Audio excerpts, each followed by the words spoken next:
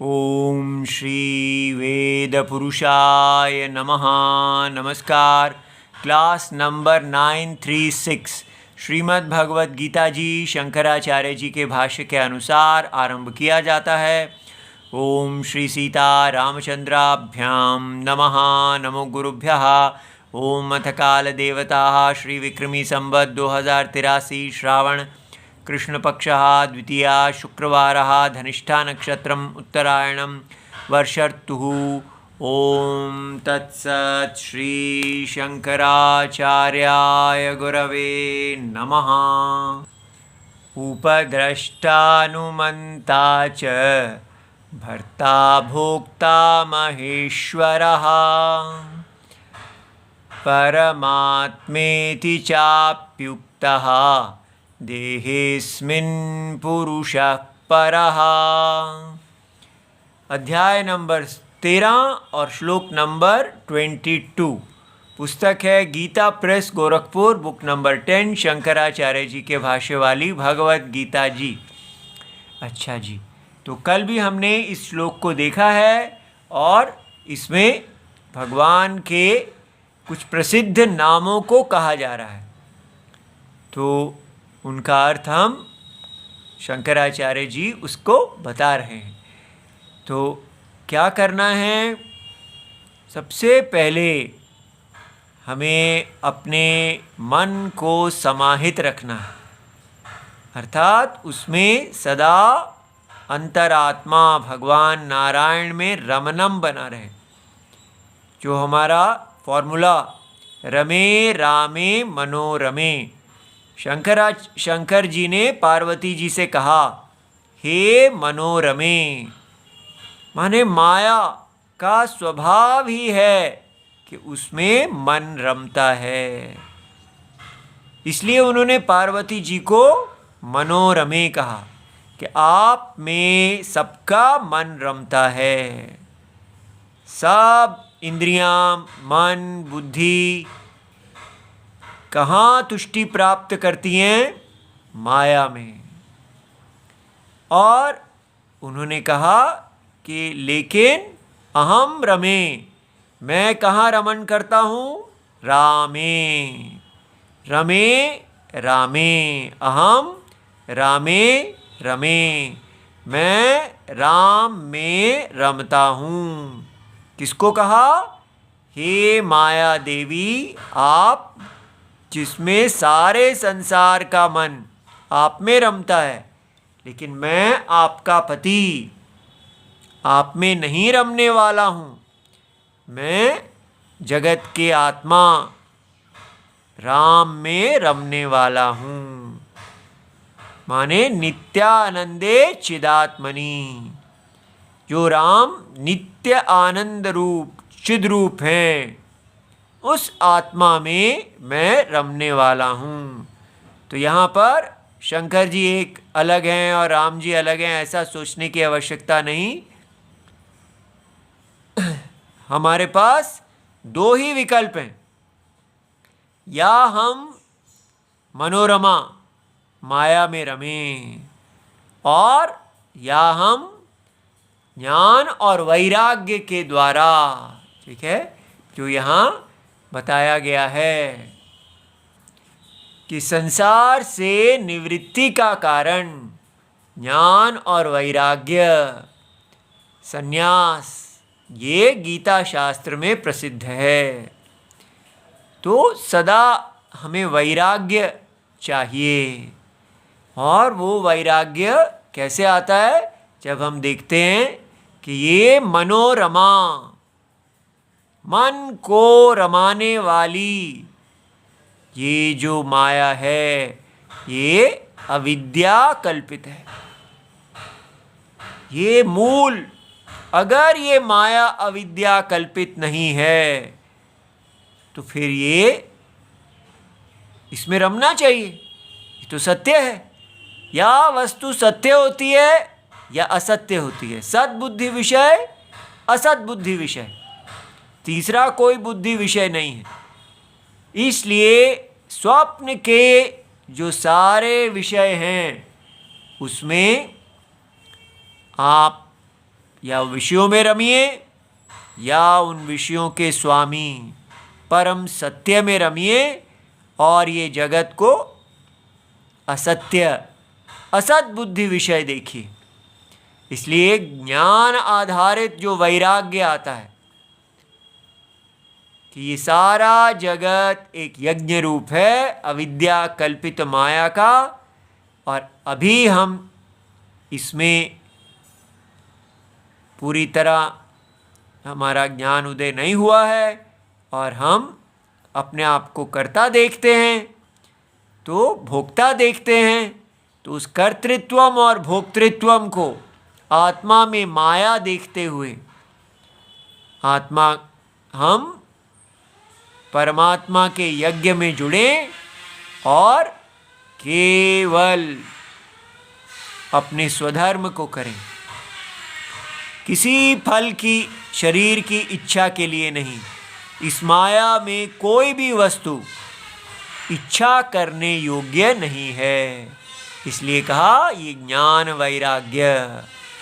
इसके आधार पर ये ज्ञान जब उदय होता है, अच्छी तरह हमें सारा समझ में आता है, तब उस प्रत्यय को संन्यास अवस्था में हम सदा बनाए रखते हैं।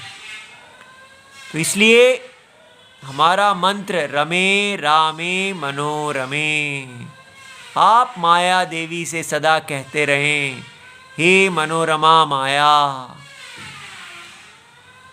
आप में जन्मों जन्मों से हमारा मन रम रहा है, लेकिन हम अब सच्चिद आनंद नित्यानंद चिदात्मा आपके जो सत्य हैं, आपके जो पति हैं, उनमें रम रहे हैं। इस प्रकार ये जो रमनम है, इसके लिए छोड़ना नहीं। जैसे एक नशेड़ी होता है, जैसे ही उसने फिर से नशे की चीज़ों के ऊपर ध्यान दिया तो फिर से अपना ही नाश करने लग जाता है।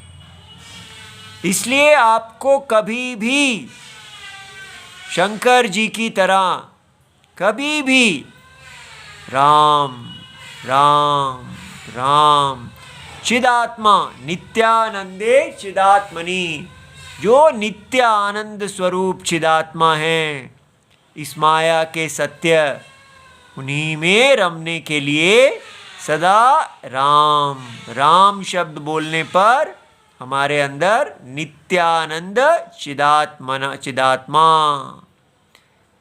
ठीक है, उसका जिसमें योगी रमते हैं, वो अर्थ आना चाहिए। और दशरथ के पुत्र राम जी का अर्थ भी आना चाहिए। दोनों एक हैं, सदा मर्यादा में रहना। और इस प्रकार ये जो अर्थ राम जी का अर्थ है, वही अर्थ इन सब का एक ही अर्थ है। जिसको हम राम कहते हैं वही उपद्रष्टा हैं, अनुमंता हैं, भर्ता हैं, भोक्ता हैं, महेश्वर हैं, परमात्मा हैं। ये सारे नाम च अपि उक्तः देहे अस्मिन् पुरुषः परम। तो इसी देह में ये सारे नामों वाले पुरुष जो परम पर हैं वो उपलब्ध हैं। ऐसा तो इसलिए कभी भी अपने अंदर से शंकर जी की तरह राम जी का ध्यान ना छोड़ें। और वो कैसे बना रहेगा? हमें अंदर राम राम रमे रामे मनोरमे हरे राम, जो भी आपको अच्छा लगता है तो उस नाम से मन को समाहित करते रहें। नहीं तो मन इसी माया के अंदर रमने लगेगा। तो कुछ लोगों का कहना है कि ये जो आप बताते हैं ये आजकल के युवाओं को उत्साह नहीं देता, क्योंकि आप ऐसा कह रहे हैं कि ये संसार जो है ये माया है, तो उससे वो लोग बोर हो जाते हैं। उनको चाहिए एक ऐसा जगत जिसमें उनको उत्साह हो, उसमें उनको वृद्धि करने की इच्छा हो। जब आप ऐसा कह देते हैं कि ये सब माया है, ये सब स्वप्न के तुल्य है, तो उनके अंदर उत्साह टूट जाता है। इसलिए आपको ऐसा नहीं कहना चाहिए। बताइए क्या ये ठीक है? अगर ये जगत माया नहीं है, सत्य है, तो फिर आप कहें कि युवाओं को हम प्रेरणा दे रहे हैं कि आप विकसित भारत बनाइए, जीडीपी बढ़ाइए, आप ये लग जाइए सारे संसार में इकोनॉमी बनाने के लिए, ये युवाओं को आप देना चाहते हैं, तो फिर वो वैराग्य कहाँ से आएगा? वैराग्य इस संसार में तभी है अगर ये असत्य है। ये जो यूटर्न है, तो इसलिए चाहे युवा हो, चाहे वृद्ध हो या बच्चा हो, सबको सत्य में ही प्रीति है, सबको मोक्ष चाहिए। इसलिए ये कहना कि नहीं, द्वैती लोग तो ऐसा नहीं कहते, ये माया है, उनका तरीका ज़्यादा अच्छा है। तो बात ये नहीं है किसका तरीका अच्छा है, कौन सत्य में स्थित है। अगर सत्य ये है कि ये जगत माया है, इसके प्रति वैराग्य होगा तो ही मोक्ष होगा। लेकिन हम युवाओं को उत्साह करके जीडीपी बनाने में लगाना चाहते हैं। तो युवाओं को उत्साह हो कि आप इस यज्ञ में निष्काम भाव से आप अपना राम जी की तरह मर्यादा के लिए कार्य करें और परम सत्य को प्राप्त करें, जैसे हमारे देश में करोड़ों अरबों महात्माओं ने किया है, जो हमारी परंपरा है। झूठ कह के उनके अंदर उत्साह बनाने की कोई आवश्यकता नहीं है। ठीक है, तो अब ये श्लोक के सारे जो हैं, इसमें ये रहस्य है कि ये कैसे बनाए गए हैं ये इतने सारे नाम। अन्य अपोहेन अधर्म अतद्धर्म अध्यारोपेण। तो ये क्या करता है, पहले जो धर्म आत्मा का नहीं है उसको हटा दो, और जो उसका धर्म नहीं है उसको डाल दो।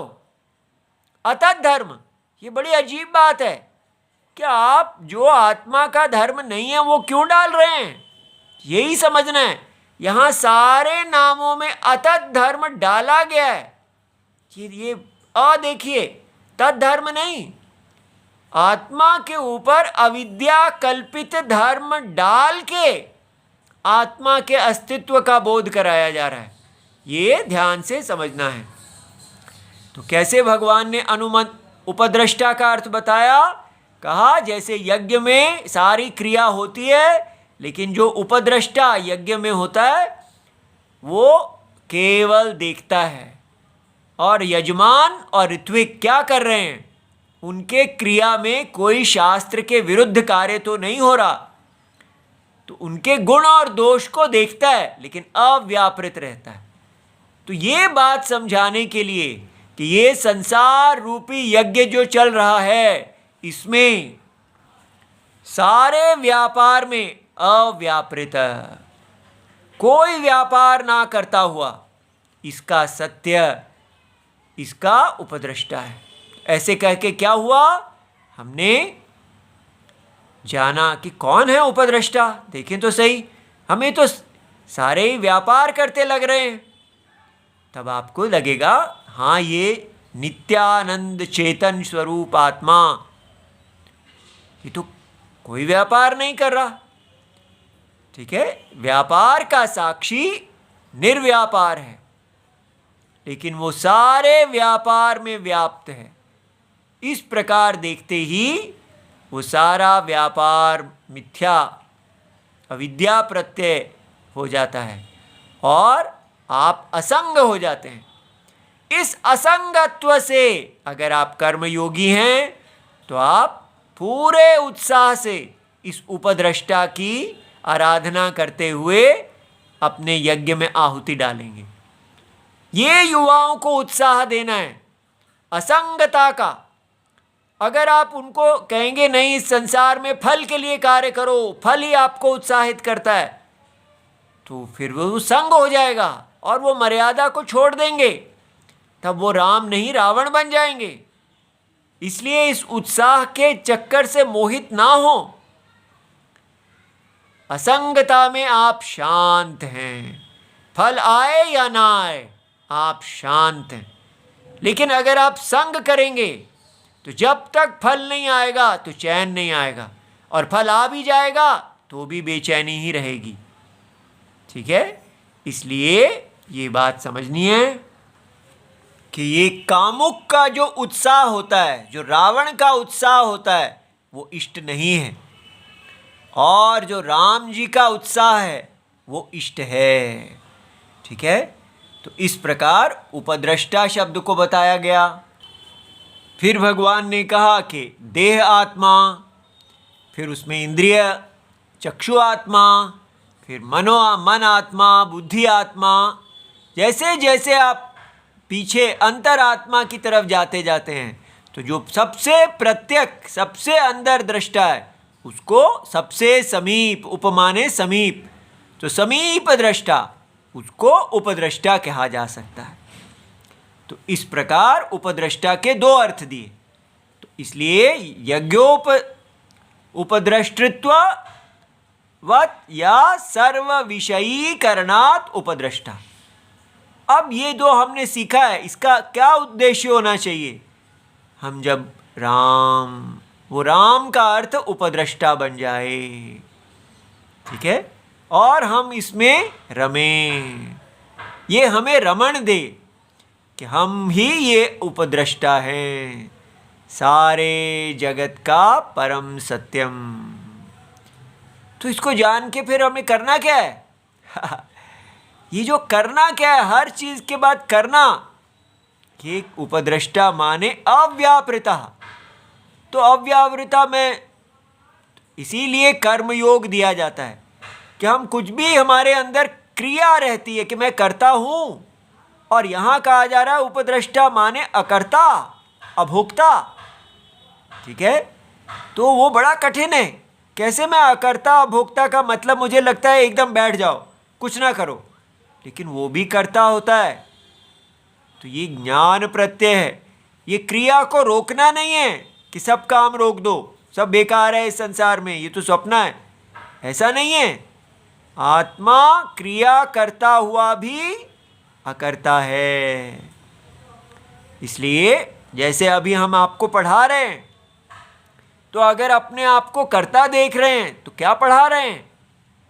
पढ़ाते समय भी देख रहे हैं कि यहाँ केवल जगत की आत्मा, परमात्मा नारायण ही बरत रहे हैं अपने अविद्या कल्पित इस सारे संसार में। भगवान नारायण के अतिरिक्त यहाँ कोई नहीं है, वही नारायण सभी जीव रूप से हैं, ऐसा। ठीक है, इसलिए बस सदा भगवान में बने रहना है। ये जो सदा रमन करते रहना, रमन की अवस्था में रहना, ये सारा कुछ गधे की तरह बोझ उठाने के लिए नहीं है, रमन के लिए है। धीरे धीरे धीरे धीरे चलिए। ठीक है, फिर अनुमंता कहा कि ये अनुमोदनम अनुमरणम कुर्वत्सु, सारी क्रियाओं में परितोषः तत्कर्ता अनुमंता च।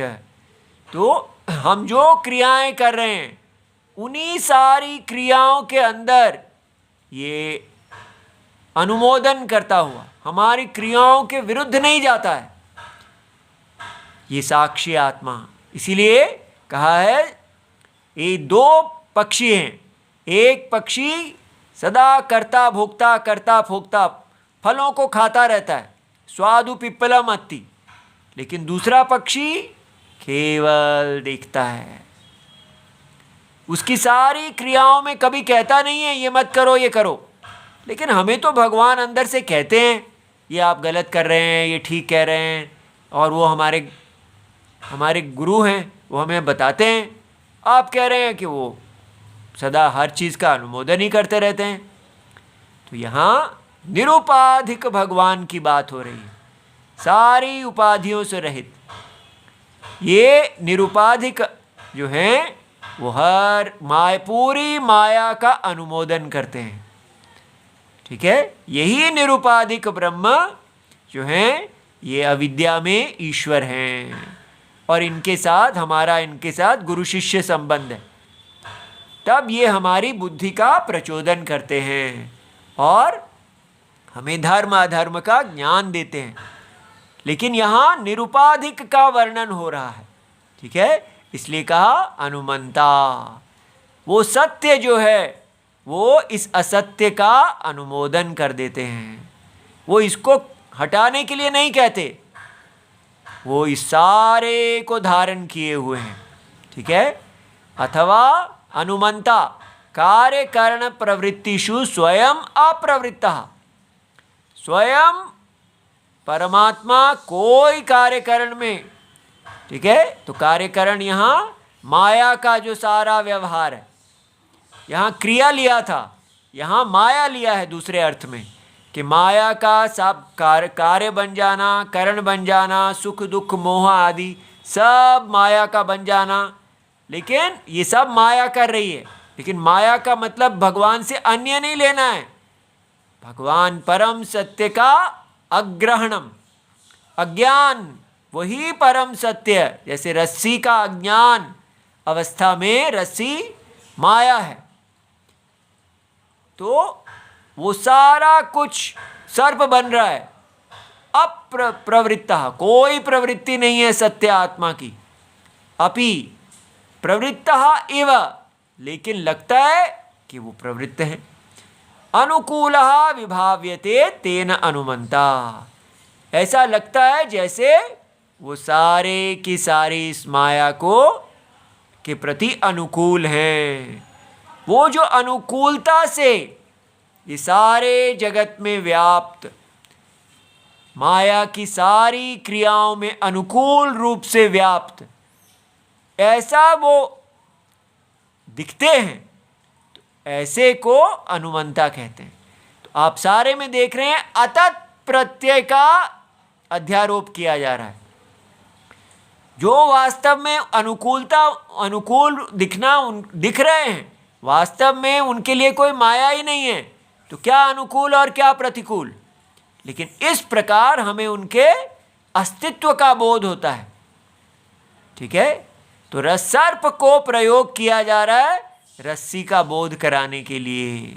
ठीक है, फिर है अथवा प्रवृत्तान स्वव्यापारेषु तत्साक्षीभूतः कदाचित अपि न निवारयति इति अनुमंता। तो थोड़े थोड़े हल्के हल्के रंगों का अंतर है सारे अर्थ में कि प्रवृत्तान स्वव्यापारेषु, तो यहाँ पर माया की क्रिया की सारे विकार की बात की, और यहाँ दूसरे में सारी क्रियाएं ली हैं, और ये तीसरे अर्थ में जो अपने अपने कर्मों में हम लगे हुए हैं, स्वव्यापारेषु, उनका जो साक्षीभूत है वो कदाचित अपि न निवारयति इति अनुमंता। तो साक्षी आत्मा कोई हमारी क्रियाओं में हस्तक्षेप नहीं करते। ठीक है, इस प्रकार फिर उसके बाद कहा भर्ता। भरणम नाम, अब भगवान बता रहे हैं कि ये भरणम क्या होता है। ठीक है, पति को भरणम कहते हैं। तो यहाँ कहा कि ये भरता है, तो कैसे? देह, इंद्रिय, मनो, मन, बुद्धि नाम।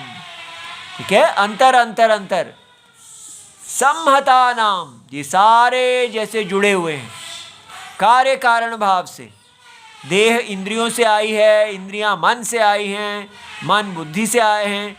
ठीक है, तो ये सारी कार्य अपने अपने कारण में स्थित हैं। तो चैतन्य आत्म परार्थेन, और ये सारी उपाधि जो है ये किसके लिए है? ये चैतन्य आत्मा के लिए है। चैतन्य आत्मा ने ही इसको धारण किया हुआ है।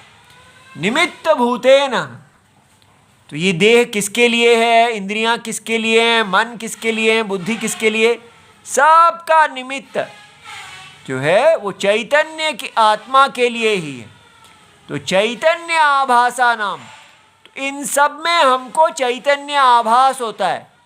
हम कहते हैं देह में, देह चैतन्य मैं हूँ, इंद्रिय चैतन्य मैं हूँ, मनो चैतन्य मैं हूँ, बुद्धि चैतन्य मैं हूँ, इसलिए सब में चैतन्य का आभास होता है। यत् स्वरूप धारणम तत् चैतन्य आत्मकृतम, तो ये सारा, इसका मतलब इशारों को धारण करने वाले जो हैं वो चैतन्य हैं। तो चैतन्य के द्वारा ही सारे शरीर में, देह में व्याप्ति है तो देह का धारण हो रहा है, इंद्रियों में व्याप्ति है इंद्रियों का धारण, मन का धारण, बुद्धि का धारण, इस प्रकार। और ये सब उस आत्मा के लिए ही है ऐसे। तो वो जो धारणम है चैतन्य आत्मकृतम एव इति भर्ता आत्मा इति उच्यते। तो इसका मतलब चैतन्य आत्मा ही इन सारों का धारणम कर रही है, लेकिन वास्तव में तो नहीं कर रही है। याद रखना है, ये अविद्या कल्पित है। तो जैसे रस्सी सांप का भरता है, ऐसे देखना है। तो अतत धर्म का अध्यारोप करके भर्तृत्व आत्मा में नहीं है, लेकिन डाला और आत्मा का बोध करा दिया। ठीक है, फिर आगे क्या कहा? भोक्ता। तो भोक्ता माने भोग करने वाला। अग्नि उष्णवत, तो अग्नि जो है वो गर्म है। तो नित्य चैतन्य स्वरूपेण, तो बुद्धे है सुख दुख मोह आत्मका प्रत्यया। तो जो बुद्धि है वो हमें नित्य चैतन्य रूपेण, तो बुद्धि का जो सुख दुख मोह प्रत्यय है, बुद्धि ये सारे प्रत्ययों को उत्पन्न करती रहती है। सर्व विषय विषया, और ये प्रत्यय आत्मा के बारे में नहीं होते हैं, ये विषयों के बारे में होते हैं। तो चैतन्य आत्मग्रस्ता, और इन सारे विषयों को कौन है जो खाता है? सारे जो जो बुद्धि वृत्ति बनाती है, सुख और दुख इत्यादि, उन सबको ग्रसित कौन कर रहा है? इव, वास्तव में नहीं। ये सब बुद्धि आत्म चैतन्य में ही उत्पन्न होती है, वहीं रहती है, वहीं चली जाती है। तो जायमाना विभक्ता विभाव्यन्ते, तो ये सारे जो प्रत्यय हैं ये ऐसे लगता है ये जन्म लिए, एक आया दूसरा आया और सब ग्रस्त हो गए, सब आत्म चैतन्य ने इनको खा लिया। तो इस तरह इति भोक्ता आत्मा उच्यते। इस प्रकार हम बैठे बैठे अपने आप को देखते रहें, कैसे ये मन में वृत्तियां आ रही हैं, सुख दुख की वृत्ति आ रही है, मोह की वृत्ति आ रही है, कैसे ये लहरों की तरह आत्मा में ही आती हैं, आत्मा में ही चली जाती हैं। जैसे जल को कहें कि वो लहरों का भोक्ता है, लेकिन वास्तव में तो अन्यत्वम है ही नहीं। ठीक है, अब कहा परमात्मा। तो परमात्मा क्या है? देह आदि नाम बुद्धि अंता नाम प्रत्यगात्मत्वेन कल्पिता नाम। तो कैसे? जो परम माने सबसे परम, सबसे अंदर का आत्मा। तो कितनी आत्माएं हैं?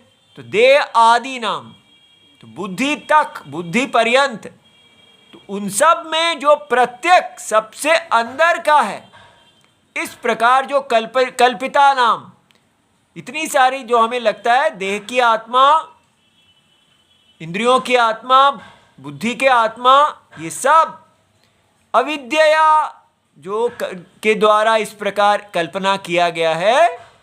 तो उसमें जो परम उपद्रष्टृत्वादि लक्षण आत्मा स परमात्मा, तो जो पहले जिसको उपद्रष्टा शब्द का अर्थ बताया, भगवान कह रहे हैं उसी लक्षण वाला, सबसे समीप, सबसे अंदर, सबसे व्यापक, सबसे सूक्ष्म, सबका कारणम लेकिन निर्विकार, वो आत्मा जगत कारणम परमात्मा है।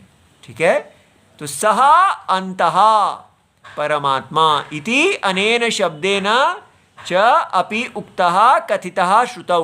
तो श्रुति में वो सबके अंदर है, ऐसा परमात्मा शब्द के लिए कहा गया है।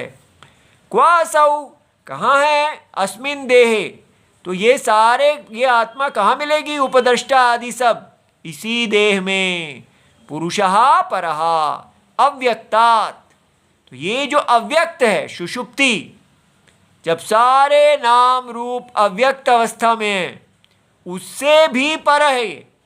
याद रहे, सुषुप्ति केवल व्यक्त नाम रूपों की बीज अवस्था है, उसका कारण अवस्था है, लेकिन इस बीज अवस्था का भी कारण अवस्था नहीं, ये परमात्मा है। ठीक है, तो उत्तमः पुरुषस्तु अन्यः, इसलिए वो आगे जाके 15वां अध्याय में स्पष्ट कहा जाएगा कि इस बीज अवस्था से भी अन्य परमात्मा इति उदाहृतः, परमात्मा इस सुषुप्ति की बीज अवस्था से भी अन्य है। इति यह वक्ष्यमाणः, आगे क्षेत्रम चापि माम विद्धि, जो अभी यहाँ पर कहा गया है, तो व्याख्याय उपसंहृत्य च, तो इनका व्याख्या किया गया है और उपसंहार भी कर दिया गया है। ठीक है, इस प्रकार धीरे धीरे रमे रामे मनोरमे, सदा राम जी में रमन करना और कुछ नहीं करना। ओम नमो भगवते वासुदेवाय। प्रणाम।